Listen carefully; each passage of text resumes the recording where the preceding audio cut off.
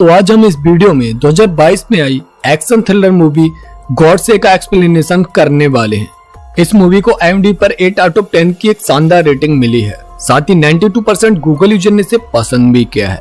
Movie की story में एक ऐसे बिजनेसमैन की स्टोरी दिखाई गई है जो सिस्टम और करप्ट पॉलिटिशियन से हारा हुआ है और उसी के लिए वो कुछ ऐसा काम कर देता है जिससे पूरा सिस्टम हिल जाता है। वो क्या था, जानने के लिए वीडियो को लास्ट तक जरूर देखना। मूवी बहुत इंटरेस्टिंग है जो हर किसी यंगस्टर्स और ग्रेजुएट्स को देखनी चाहिए। तो मूवी शुरू करने से पहले जल्दी से आप हमारे चैनल को सब्सक्राइब करके वीडियो को लाइक कर दें। तो चलिए बिना किसी देरी की मूवी शुरू करते हैं। मूवी की स्टार्टिंग में एक लड़की वैशाली की फैमिली दिखाई जाती है जो कि नेगोशिएशन डिपार्टमेंट में एक स्पेशल ऑफिसर होती है। उसके घर पर लड़के वाले उसे देखने के लिए आए हुए होते हैं और तभी उसके ऑफिस से उसके पास फोन आता है और वो उस लड़के को अपने साथ लेकर क्राइम स्पॉट पर पहुंच जाती है जहां पर काफी ज्यादा भीड़ लगी हुई थी क्योंकि कुछ डकैत एक घर में एंटर कर गए थे और वहां पर उन्होंने एक प्रेग्नेंट औरत शालिनी को हॉस्टेज बनाया हुआ था। एसपी समीर उन डकैत्स को सरेंडर करने के लिए कहते हैं मगर वो एसपी की कोई भी बात नहीं सुनते हैं। तब वैशाली एसपी से कहकर खुद नेगोशिएशन के लिए उन डकैत से बात करती है और उन्हें कन्विंस करके अंदर एंटर कर जाती है जहां पर वो उनकी सारी डिमांड्स पूरी करने के लिए कहती है क्योंकि उनमें से एक ने शालिनी की नेक पर चाकू लगा रखा था। पर तभी एसपी समीर के ऑर्डर्स पर उनकी टीम गोलियां चलाने लगती है और उन डकैत्स में से एक को मार गिराती है पर उसकी वजह से सिचुएशन क्रिटिकल हो जाती है और वो दूसरा वाला डकैत शालिनी का गला काटकर भाग जाता है। वैशाली उसे बचाने की बहुत कोशिश करती है पर वो शालिनी को बचा नहीं पाती है और नेक्स्ट डे न्यूज में दिखाया जाता है कि रॉबर्स ने चोरी करते टाइम एक हाउस वाइफ को मार दिया। इस इंसिडेंट से वैशाली पर काफी प्रभाव पड़ता है और वो एसपी को जाकर अपना रेजिग्नेशन लेटर सौंप देती है। उसे लगता है कि शालिनी की मौत की जिम्मेदार वो और उसका डिपार्टमेंट है पर एसपी उससे कहते हैं कि वो 10 दिन के लिए एक ट्रिप पर जा रहे हैं, तब तक वो दोबारा से इस जॉब को छोड़ने के बारे में सोच ले। अगर फिर भी उसका मन जॉब छोड़ने का हो तो वो आकर उसका रेजिग्नेशन लेटर एक्सेप्ट कर लेंगे। उसके बाद नेक्स्ट सीन में हम दो बिजनेस टाइकून परम और मूर्ति को देखते हैं जिनके कॉन्टेक्ट मिनिस्टर से तक थे। वो एक बार में ड्रिंक कर रहे होते हैं तभी वहां पर 3 पर्सन आते हैं जिन्होंने मनी हिस्ट का मास्क लगाया हुआ था और वो पर्सन परम और मूर्ति को किडनैप कर लेते हैं। उसके बाद नेक्स्ट सीन में हम एक और फेमस इंडस्ट्रियल केशवा राव को देखते हैं जिसने अपनी गर्लफ्रेंड के लिए एक हेलीकॉप्टर गिफ्ट किया होता है। तभी वहां पर वो ही मनी हिस्ट वाले किडनैपर आते हैं और केशवा राव को किडनैप करके ले जाते हैं और वो बेचारी पगली उस हेलीकॉप्टर को देखकर खुशी मनाती रहती है क्योंकि ये सब काफी रिच और बड़े लोग थे और इनके कॉन्टेक्ट्स मिनिस्टर से तक थे। इसीलिए होम मिनिस्टर इस केस को सॉल्व करने के लिए होम सेक्रेटरी से कहते हैं और होम सेक्रेटरी अपने बेस्ट ऑफिसर आनंद कुमार को इस केस को 24 घंटे के अंदर सॉल्व करने के लिए अपॉइंट करते हैं। उधर वैशाली का कलीग सुंदरम वैशाली के पास आता है और उसे बताता है कि होम सेक्रेटरी उससे मिलना चाहते हैं और जैसे ही वो उनके ऑफिस पहुंचती है तो वहां पर डीजीपी और होम सेक्रेटरी दोनों होते हैं। तभी वहां नंदिनी आती है और वैशाली को अपने साथ ले जाती है और वो किसी से उसको बात करने के लिए कहती है और वो और कोई नहीं, वो किडनैपर ही था जिसने उन बिजनेस टाइकून को किडनैप किया था।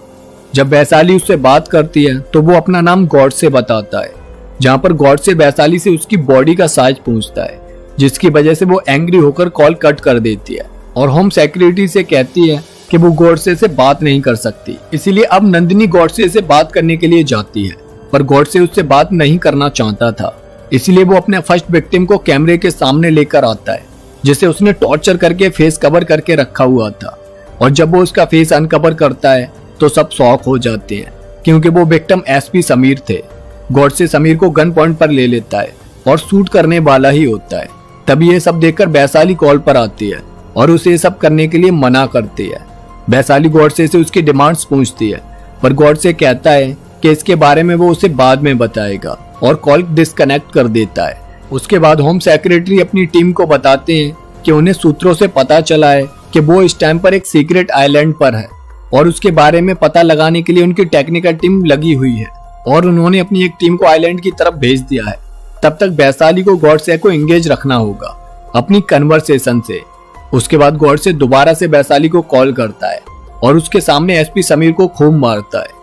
वैशाली उसे ऐसा करने से मना करती है और अपनी डिमांड्स बताने के लिए कहती है। तब गॉडसे अपनी फर्स्ट डिमांड वैशाली को बताता है जिसमें वो state industrial minister Fani Kumar को 1 घंटे में उसके सामने लाने को कहता है। इसीलिए पुलिस की एक टीम फनी कुमार को ऑफिस लेकर आती है। डीजीपी से वैशाली को पता चलता है कि गॉडसे इंडियन सिटीजन नहीं है और इसके अलावा उन्हें गॉडसे के बारे में कुछ भी नहीं पता था। उसके बाद गॉडसे फनी कुमार से बात करता है और उनसे पूछता है कि उनके पास कितनी कंपनीज हैं, जिस पर फनी कुमार बताते हैं कि उनके पास अभी 16 कंपनीज हैं। साथ ही और भी कई सारे सवाल वो फनी कुमार से करता है, जिसके आंसर फनी कुमार रैपिडली देते हैं। इस पर गॉडसे कहता है कि वो झूठ बोल रहे हैं, इसीलिए वो केशवा राव को गन पॉइंट पर लेकर उन्हें सच बोलने को कहता है। तब वो बताते हैं कि वो सारी कंपनी सेल कंपनी है। सेल कंपनी वो कंपनी होती है जो सिर्फ पेपर पर होती है, रियल लाइफ में उनका कोई भी एग्जिस्टेंस नहीं होता। पर ये लोग उन कंपनीज के नाम से काफी पैसे बनाते हैं फ्रॉड करके। और इस बात से अब गॉडसे एंग्री होने लगता है, क्योंकि उसने वैशाली से पहले ही बोल दिया था कि उसके सामने कोई भी झूठ नहीं बोलेगा। डीजीपी गॉडसे को थ्रेट करने की कोशिश करते हैं, जिससे वो और ज्यादा गुस्से में आ जाता है और एसपी समीर को शूट करके कॉल डिस्कनेक्ट कर देता है। इसके बाद वैशाली होम सेक्रेटरी पर आकर गुस्सा होती है कि उन्होंने नेगोशिएशन कराने से पहले उसे सब कुछ क्यों नहीं बताया, और वो गुस्से में बाहर चली जाती है, जहां पर वो अपनी टीम से गॉडसे के बारे में सारी इंफॉर्मेशन सर्च करने के लिए कहती है। उधर chief security officer Anand Kumar Godse से बात करने के लिए आता है, जहां वो गॉडसे को डराने की कोशिश करता है। इस पर गॉडसे गुस्से में एक और विक्टिम को लेकर आता है, जो कि आनंद कुमार के बॉस होते हैं। दूसरी तरफ वैशाली को अपनी टीम से पता चलता है कि गॉडसे एक पॉपुलर बिजनेसमैन है, जिसका रियल नाम विश्वनाथ रामचंद्रन है। उसके बाद वैशाली सुंदरम से कहती है कि उसे जानना है कि विश्वनाथ रामचंद्रन गॉडसे कैसे बना, और वो इसके लिए सुंदरम को फनी कुमार के पास भेजती है, ताकि वो उससे गॉडसे के बारे में कुछ इन्फॉर्मेशन निकाल सके। नेक्स्ट सीन में गॉडसे से बात करने से पहले नंदिनी वैशाली को बताती है कि गॉडसे ने खुद ही उनसे कहा था कि वो सिर्फ वैशाली से ही बात करना चाहता है। और जब इस बारे में वैशाली गॉडसे से पूछती है कि उसने उसे ही बात करने के लिए क्यों बुलाया, तब गॉडसे उससे कहता है कि एमपी अजय सारथी 1 घंटे में उसके सामने आना चाहिए, तभी वो बताएगा उसने उसे क्यों चूज किया था। उसके बाद हमें सीएम का ऑफिस दिखाया जाता है, जहां पर कई सारे मिनिस्टर्स और एमपी अजय सारथी भी होते हैं। साथ ही जो लाइव कॉलिंग होम सेक्रेटरी के ऑफिस में गॉडसे के लिए चल रही थी, वो सीएम भी अपनी ऑफिस में देख रहे होते हैं, और वो सारथी से कहते हैं कि वो आराम से गॉडसे के सवालों के जवाब दे। उसके बाद गॉडसे अजय सारथी से पूछता है कि उन्होंने शालिनी को क्यों मरवाया। इस पर अजय सारथी कहते हैं कि वो किसी शालिनी को नहीं जानते। तब वो वैशाली से पूछता है कि क्या वो शालिनी को जानती है, पर उसे भी याद नहीं आ रहा होता है। तब गॉडसे बताता है कि 63 डेज एगो कुछ रॉबर्स ने एक होस्टेज को मार दिया था, जो कि प्रेग्नेंट थी, और वो प्रेग्नेंट होस्टेज गॉडसे की ही वाइफ थी। यह सुनकर सब शॉक हो जाते हैं, और तभी गॉडसे अपने नेक्स्ट विक्टिम का फेस अनकवर करता है, जो कि वो ही डकैत होता है जिसने शालिनी का गला काटा था। और उससे ही गॉडसे को पता चल गया था कि ये सब एमपी अजय सारथी ने प्लान किया था शालिनी को मरवाने के लिए। वैशाली गॉडसे से पूछती है कि वो जानना चाहती है कि उसके साथ क्या हुआ था। तब गॉडसे वैशाली से कहता है कि इसके लिए उसे निजाम न्यूज चैनल के head Punyamurthy, retired chief justice Krishnan और चीफ इलेक्शन कमिश्नर नारायण को बुलाना होगा, तभी वो अपनी स्टोरी उसे बताएगा। और इसके बाद गॉडसे उस डकैत को मार देता है। उधर आनंद कुमार की एक टीम गॉडसे के आइलैंड की लोकेशन का पता लगा लेती है। अब चीफ जस्टिस और इलेक्शन कमिश्नर को वहां पर लाया जाता है, और गॉडसे से बात करने से पहले डीजीपी उन्हें गॉडसे के बारे में थोड़ा ब्रीफ देते हैं, जिसमें गॉडसे कुछ मंथ्स पहले इंडिया में एक वर्ल्ड बिजनेस समिट में आया था, जहां पर उसे अवॉर्डेड भी किया गया था, क्योंकि वो काफी सक्सेसफुल बिजनेसमैन था। वहीं समिट खत्म होने के बाद funny Singh, finance minister Manik Rao और एसपी अजय सारथी उसके पास आए, जिन्होंने गॉडसे से इंडिया में इन्वेस्टमेंट करने के लिए कहा, जिसमें वो उनकी हर तरह सपोर्ट भी करने वाले थे। इसलिए according to news Godse India 1600 crore का लोन इंटरनेशनल बैंक से लेकर आया, और उसने 500 करोड़ रुपए लगाकर अपना प्रोजेक्ट स्टार्ट कर दिया, जिसमें वो आधी बिल्डिंग का इंफ्रास्ट्रक्चर कंप्लीट करने के बाद बाकी पैसे लेकर भाग गया, और लैंडिंग बैंक्स ने उसके ऊपर केस फाइल कर दिया, और अब उसने वीआईपीज को किडनैप करके रखा हुआ है। यह सब जानने के बाद कृष्णा और नारायण गॉडसे से जाकर बात करते हैं, और उससे कहते हैं कि अगर उसका बिजनेस प्लान फेल हो गया तो इसमें औरों की क्या गलती है। तब गॉडसे उनसे कहता है कि उन्होंने उन्हें जो भी स्टोरी सुनाई है वो झूठ है। इसीलिए गॉडसे अब अपनी रियल स्टोरी और इन सब के पीछे का मोटिव उन्हें बताता है। दरअसल बिजनेस समिट में एसपी अजय सारथी ने गॉडसे को जो प्रपोजल दिया था, उसने उसे रिजेक्ट कर दिया था।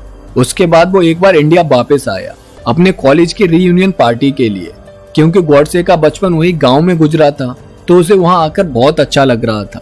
साथ ही वो अपने पुराने फ्रेंड्स को पाकर बहुत खुश था। वो लोग उस पार्टी में काफी एंजॉय कर रहे होते हैं कि तभी उसका दोस्त राघवा एक डेड बॉडी को लेकर अपने साथ आता है।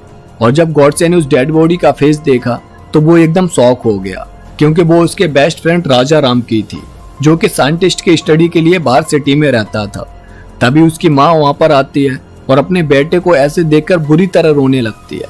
गॉडसे ने राघवा से पूछा कि ये सब कैसे हुआ। तब राघवा ने बताया कि वो रीयूनियन पार्टी की शॉपिंग करने सिटी गया था। वहां पर उसे उसका फ्रेंड पवन मिला और फिर शाम को राजा राम भी रूम पर आ गया। सबने मिलकर एक साथ खाना खाया और राघवा ने राजा राम से कहा कि वो एक दिन बहुत बड़ा साइंटिस्ट बनेगा, क्योंकि स्कूल डेज से ही राजा राम काफी ब्रिलियंट स्टूडेंट था और कुछ क्रिएटिव चीजें बनाता रहता था। राघवा ने राजा राम को बताया कि उसकी माँ ने कुछ पैसे मंगवाए हैं। यह सुनकर राजा राम राघवा से कहकर चला गया कि वो अपने बॉस से शाम तक पैसे लेकर आ जाएगा। शाम तक जब राजा राम पैसे लेकर नहीं आया तो राघवा बिना पैसों के ही वहां से जाने लगा। तभी उसके पास फोन आया कि राजा राम ने सुसाइड कर लिया है। यह सुनकर वो लोग भागते हुए राजा राम के पास पहुंचे और उसे हॉस्पिटल लेकर गए, पर उसे बचा नहीं पाए। वहां पर राजा राम के टीममेट ने उन्हें बताया कि वो बिल्डिंग्स पर पेंट का काम करता है। एक बार राजा राम उसके पास आया और उसने उसके साथ काम करने के लिए कहा, क्योंकि उसे अपनी माँ के लिए कुछ पैसे भेजने थे। वो कहता है कि उसकी माँ ने बहुत परेशानियों से 25 साल तक उसे पढ़ाया, पर उसे जॉब नहीं मिल रही है, इसीलिए वो उनके लिए कुछ करना चाहता है। यह सुनकर उस टीनेट को बहुत अजीब लगा कि इतना पढ़ा लिखा आदमी ऐसा काम करेगा, पर उसके ज्यादा जिद करने की वजह से वो उसे अपने साथ काम पर ले गया, जहाँ राजा राम बिल्डिंग्स पर पेंट करने लगा था। और उस दिन जिस दिन राघवा आया था, राजा राम अपने टीनेट के साथ अपने मालिक से रुपए लेने गया था, पर उसने उसे गालियां देकर कहा कि पहले वो अपना बचा हुआ काम पूरा करे, तभी उसे पैसे मिलेंगे। इस इंसल्ट से राजा राम को बहुत धक्का लगा और उसने पेंट करते हुए ऊपर से कूदकर सुसाइड कर लिया, क्योंकि वो अब इस सिस्टम से लड़ते हुए थक चुका था। उसके बाद राघवा बताता है कि वो सब ग्रेजुएट्स हैं और उन पर काफी अच्छी डिग्री भी हैं। कोई उसके फ्रेंड्स में एमटेक था तो कोई बीटेक था, पर वो सब अपनी प्रोफेशन से हटकर जॉब कर रहे हैं। कोई मिल्क डेयरी चला रहा है तो कोई LIC लाइसेंस बेच रहा है। उनकी सारी डिग्री सिर्फ दिखाने के लिए ही रह गई थी। उन्होंने बहुत कोशिश की, पर उन्हें अपने फील्ड में जॉब ही नहीं मिल सकी। उसके बाद अंतिम संस्कार से पहले राजा राम की माँ उसका मेडल और ग्रेजुएट्स वाली ड्रेस लाकर उसके ऊपर रख देती है, क्योंकि उसे उससे बहुत प्यार था। और अब जब वो ही नहीं तो इस डिग्री और मेडल्स का क्या फायदा।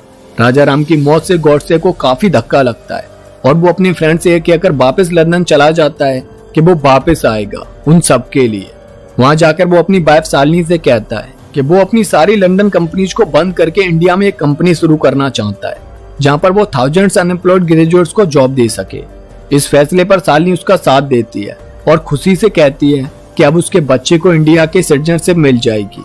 उसके बाद वो लोग इंडिया आ जाते हैं और वहां पर गॉडसे के दोस्त उन दोनों को देखकर बहुत खुश होते हैं। फिर गॉडसे और उसके फ्रेंड्स मिलकर वहां पर एक बहुत बड़ी कंपनी बनाना स्टार्ट कर देते हैं, जिसका ऑलमोस्ट आधा काम कंप्लीट हो चुका था। तभी MP अजय सारथी और उसके बाकी पार्टनर्स गॉडसे को अपनी ऑफिस बुलाते हैं और उससे कहते हैं कि वो अपने 100 करोड़ हमारी सीमेंट फैक्ट्री में इन्वेस्ट कर दे। उस टाइम तो गॉडसे वहां से ये बोलकर चला जाता है कि वो इसके बारे में सोचेगा, और अजय सारथी के लोग उसे कॉल करके परेशान कर देते हैं, जिससे वो मजबूर हो जाए उनकी फैक्ट्री में इन्वेस्ट करने के लिए। ज्यादा प्रेशराइज करने की वजह से गॉडसे अपने फ्रेंड्स को अजय सारथी की सीमेंट फैक्ट्री देखने के लिए भेज देता है, जहाँ पर वो लोग देखते हैं कि वहाँ कोई भी कंपनी नहीं है, सिर्फ एक ब्लैंक स्पेस फील्ड है और एक रूम बना हुआ है। तब गॉडसे समझ जाता है कि उनकी एक कंपनी सेल कंपनी है, जो कि सिर्फ पेपर पर है, रियलिटी में उसका कोई भी एग्जिस्टेंस नहीं है। इसीलिए वो अजय सारथी से जाकर मना कर देता है कि वो उनकी इस तरह की कंपनी में अपना पैसा इन्वेस्ट नहीं करेगा, क्योंकि वो यहाँ लोगों की भलाई के लिए आया है, लेकिन वो सिर्फ पैसा कमाने के उद्देश्य से यहाँ पर बैठे हैं। इसीलिए वो उसके इस अच्छे इंटेंशन में रुकावट नहीं बने। पर अजय सारथी और फनी कुमार मिलकर गॉडसे के कंस्ट्रक्शन के काम को रुकवा देते हैं और उसे कई सारे नोटिस भेजते हैं। और जब गॉडसे इस बारे में बात करने फनी कुमार के पास जाता है तो वो उसकी कोई भी हेल्प नहीं करते हैं। वो अपनी कंपनी और सपने को बचा नहीं पा रहा था, इसीलिए गुस्से में वो रात को अपनी कार में लॉक होकर जोर जोर से चिल्लाता है और अपना गुस्सा निकालता है। पर उसकी वाइफ उसके पास आती है और उसे परेशान देखकर अपने साथ ले जाती है और प्यार से उसे अपने पास लेटा लेती है। नेक्स्ट डे गॉडसे सारे पेपर्स लेकर CM के पास जाता है, जहां वो अब तक की सारी स्टोरी उन्हें बता देता है और उनसे कहता है कि उसके पास प्रूफ है कि इन लोगों ने ऐसे ही सेल कंपनीज में इन्वेस्ट कराकर कई सारे बिजनेसमैन को ठगा है।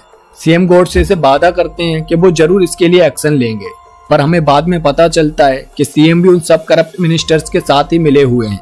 इसीलिए वो जल्द से जल्द गॉडसे को इंडिया से बाहर भेजने का प्लान बनाते हैं और अजय सारथी गॉडसे की कंस्ट्रक्टेड कंपनी पर कुछ लोगों को हायर करके आग लगवा देता है। साथ ही वो लोग गॉडसे पर भी अटैक करते हैं, पर वो सेफली वहां से निकल जाता है। राघवा गॉडसे से कहता है कि इस देश में कुछ भी नहीं बदल सकता है, ये हमारी किस्मत है कि इन नेताओं की वजह से हमें कभी भी जॉब नहीं मिल पाएगी, इसीलिए वो यहाँ से वापस लंदन चला जाए।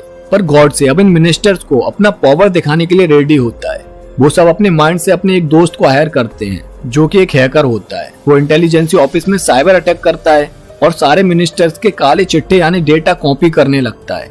इंटेलिजेंसी की टीम उन्हें रोकने की बहुत कोशिश करती है, पर वो लोग सारे डेटा को एक हार्ड ड्राइव में कॉपी कर ही लेते हैं, जिससे सीएम और बाकी मिनिस्टर घबरा जाते हैं और सीएम गॉडसे को मारने के लिए अजय सारथी से कहता है।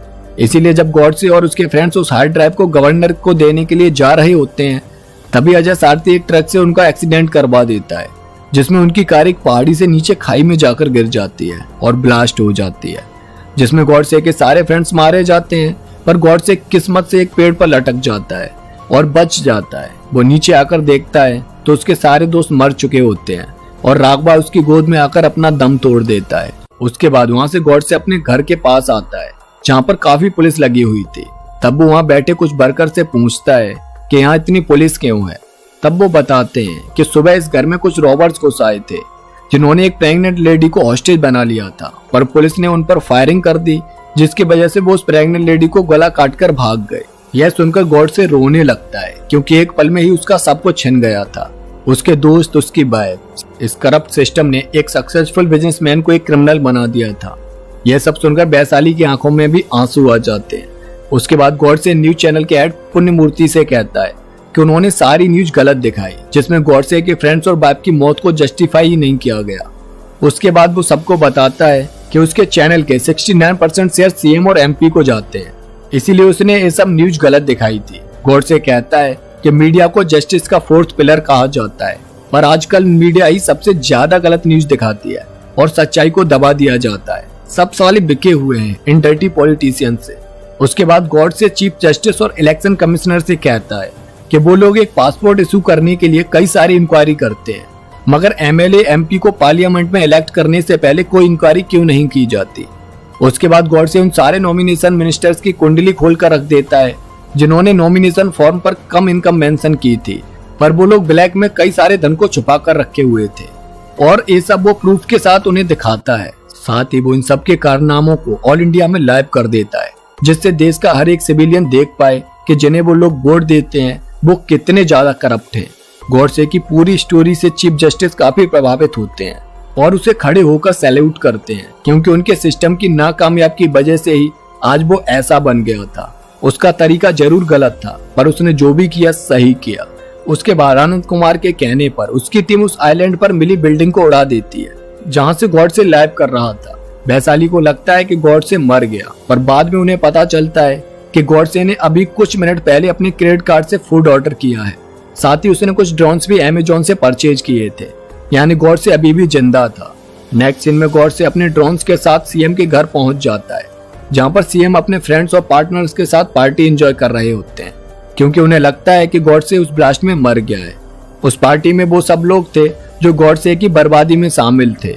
गॉडसे उनसे कहता है कि वो लोग अपनी पावर्स का गलत यूज करते हैं और देश में पता नहीं कितने ही ग्रेजुएट्स और ब्रिलियंट अनएम्प्लॉयड स्टूडेंट्स को जॉब नहीं मिल पाती, और कोई बाहर से अगर उस जैसे बिजनेसमैन जॉब अपॉर्चुनिटी क्रिएट भी करने की कोशिश करते हैं तो वो लोग उन्हें बर्बाद कर देते हैं। सरकार अपने सारे गलत काम कर रही है, पर जब जॉब देने की बात आती है तो उनके पास फंड्स नहीं होते।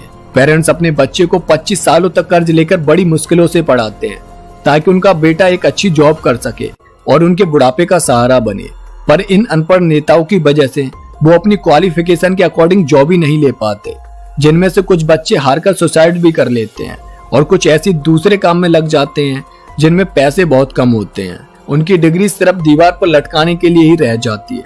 सर्वे के अकॉर्डिंग सिर्फ 3% लोगों को ही उनकी क्वालिफिकेशन के अकॉर्डिंग जॉब मिल पाती है, बाकी 97% अपने फील्ड को छोड़कर किसी दूसरे फील्ड में ही जॉब कर रहे होते हैं, जहां पर उन्हें बहुत कम सैलरी प्रोवाइड की जाती है, like a call centre.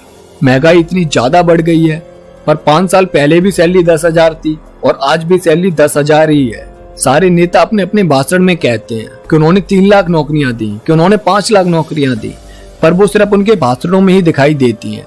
Reality में बच्चे आज भी दिन रात मेहनत कर रहे हैं जॉब पाने के लिए। देखा जाए तो इन नेताओं को तो इस प्लेनेट पर रहने की भी अनुमति नहीं होनी चाहिए। इस कुर्सी पर बैठने की तो दूर की बात है। कहते हैं कि हमारा देश महान है। अरे इन जैसे करप्ट नेताओं के होते हुए हमारा देश महान हो ही नहीं सकता। इनके लिए भी तो कोई एंट्रेंस टेस्ट होना चाहिए कि क्या इस पोस्ट के लिए योग्य हैं या नहीं।